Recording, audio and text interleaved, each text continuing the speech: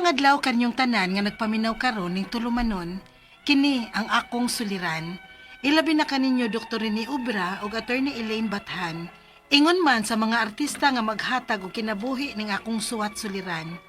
Ako si Lisa, 30 anyos, minyo ug bag-o lang nanganak. Nagpuyo sa Cebu City. Punto medikal kining akong suliran. Kabahin kini sa sigig sakit sa akong uo sa dihang 5 ka buwan na ang akong tiyan. Aron niyo sabtan, sugdon ko dihang namabdos na ko. Ingon ini ang mga panghitabo. Abdos na ka, day? O dong, pila na magod ka adlaw nga dilid ko. Maong wa ko magduha-duha og palit og piti aron pagsiguro. Og ni positive gyud dong. Yes! Duha ka piti ang akong gisuwayan og positive man. Salamat sa Ginoo, day nga. Nanagyod. Human sa pila kay kayon. Karunian na gyud. Mao gyud dong. Bito na ya, basta amping biya ni kimabdos ni mo, ha? Oy, gayob ka bala ka dong. Magdoble ang akong amping ini. Ayon ning sabaw sa imong pagmabdos, aron daghan ka katas pupon. Salamat mahang, nagilutuan gid ko nimo aning paboritong linat ang baboy. Nya doon ay sweet corn. Siyempre, uy. Pagkahibaw na kung mabdos ka, mianhi gyud dayon ko sa inyo kay na-excitement ko. Taod-taod na sad baya nga sige kog pangayog apo ninyong Rode. Lagi ma.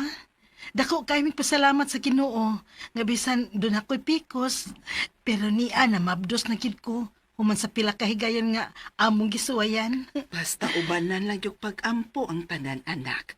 Wa kyo'y imposible. Oh, day. Jesus, naliligmong ka din, eh.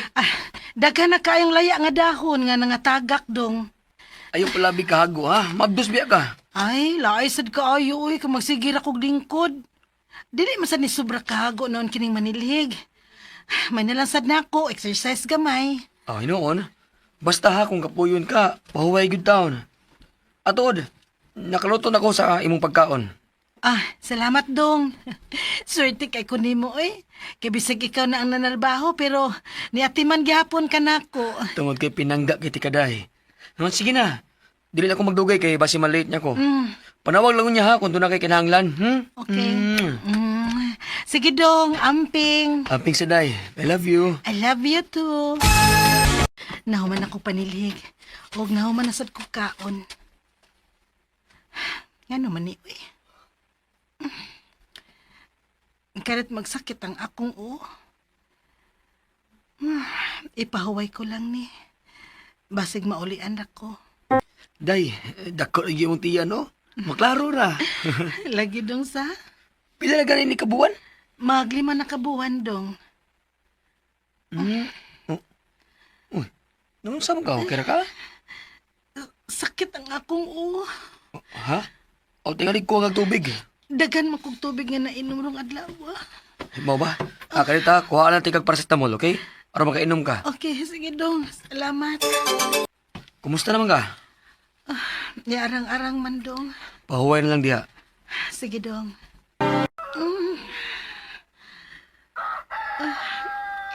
Sakit man gihapon ng akong uwi.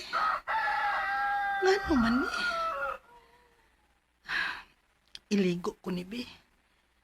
Pero sa dili pa ko maligo, mag-init kog tubig. Aron isagol na ko sa akong ikaligo. Ay, sakit kidang akong Ngano man ni? Sa diyang 5 na kabuwan ng akong tiyan, nagsigi og sakit ang akong Giatagan kog laing klase sa paracetamol, pero way epek nako. Hangtod nga nakabantay ko, kumaligo ko, og medyo init-init ang tubig, murag ma-relieve ang sakit sa akong Pero kung wa na, mubalik na sad ang kasakit. Hangtod nga ni desisyon mi sa akong bana nga magpa-check up na lang ko. Onya, Migraine tingali among gipamati. Na ako iresita nga tambal para migraine, ha? Maulan ni palita. sige dok, salamat. Kumusta, day? Naa pa man gihapon dong, pero dili na kay grabe. Nakabantay kung musamot inyang sakit kung ilingi-lingi na ko ang akong Pahuway lang muna, day. Mabdus ra ba ka? Maulagi dong, uy. Ano na lang ka sa kwarto, ha? Ako na lang timpla sa mong gatas. Salamat dong. Dili ka nga dinalang nas imong pagmabdos ng sakit sa imong o? Ambot lang sad ka, ma. Kay pila nakaklase sa paracetamol akong gisuwayan. Man gihapoy ipik. Agwantaha lang yun na, day, kay mabdos ka ra ba?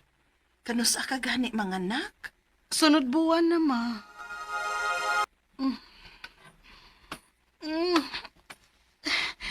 Kasakit sa akong uo. Nga naman eh. Sakit gid kaayo. Murag dili man maantos ang kasakit. Rode! Rode! Ay, ano man? Dong, tabang ang akong uo. Murag mabuak sa kasakit. Sakit kaayo, Rod. Unsa? Dali! At ano ka ospital?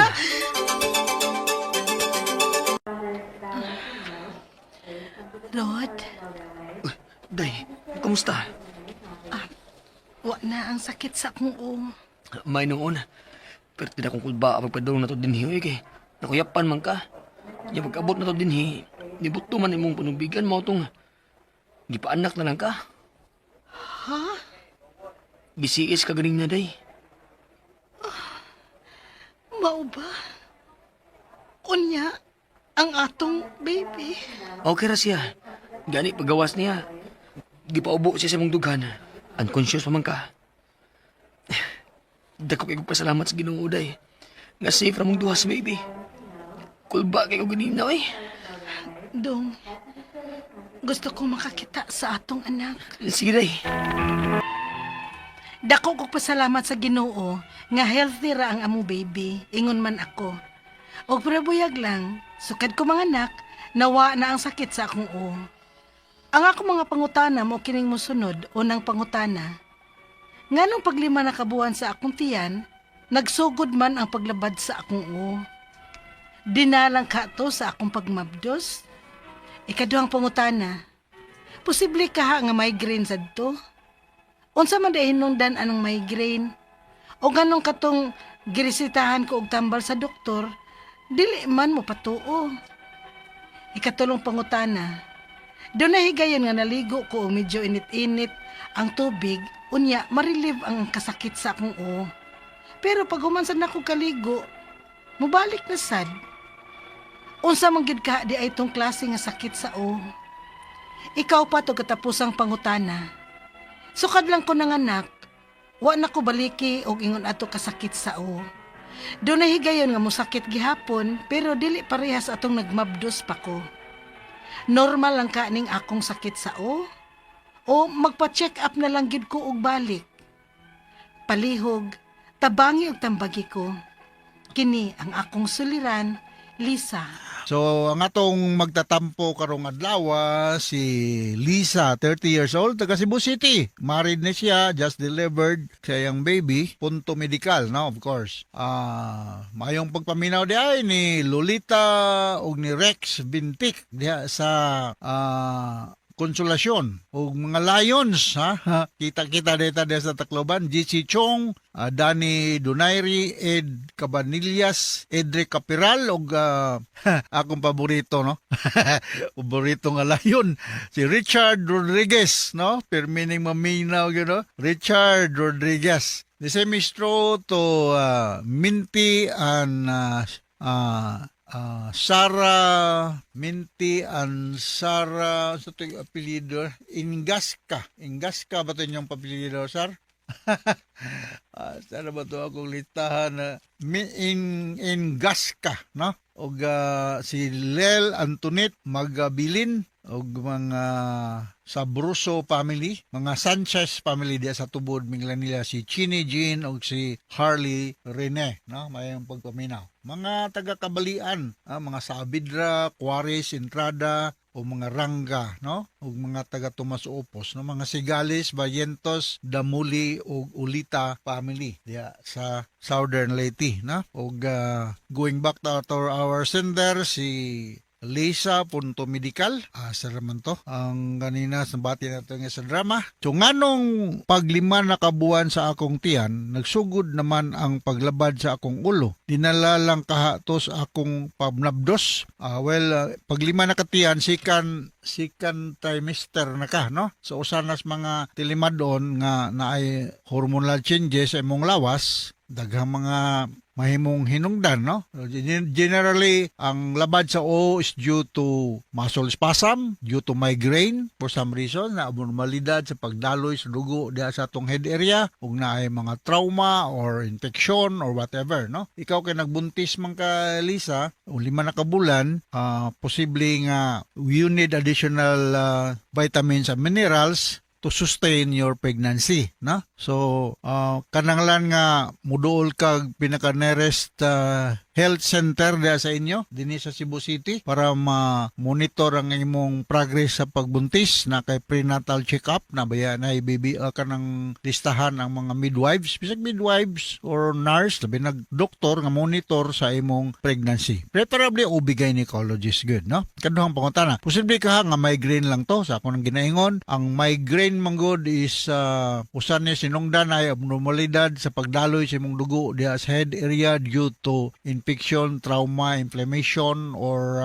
naabay ingnon ta blood clot or whatever. So mao na usaman di ay unsa man hinungdan aning migraine, so man akong ginaingon ug nganong atong resita ko og tambal sa doktor dili man mo patuo. Well, ang tambal aning headache is analgesic, no? Sa makausap pa akong balikon nga natay mga over the counter nga mga analgesic. Unsa man kini mga example sa over the counter nga mga analgesic, kining mga mefenamic acid, paracetamol, acetaminophen, ibuprofen, so man mga over the counter. Pero na mga analgesic nga kinahanglan gyud resita sa doktor with a special license. And I'm referring to mga oxycodone, mga tramadol, or mga morphine. Ako, morisita ko ano mga tambala, na ako mga pasyenteng na mga intractable pain, but kinahanglan ning ISTO license. Yellow pad ang among sulatan ani. So, mauna, no? Maybe ma-okay ra ka og kanang mga non-opioid nga mga analgesic, no? Kunya, magpamonitor gyud ka sa imong ubigay ni sa progress sa imong pagbuntis. Sunod nga pangutana, doon na higayon nga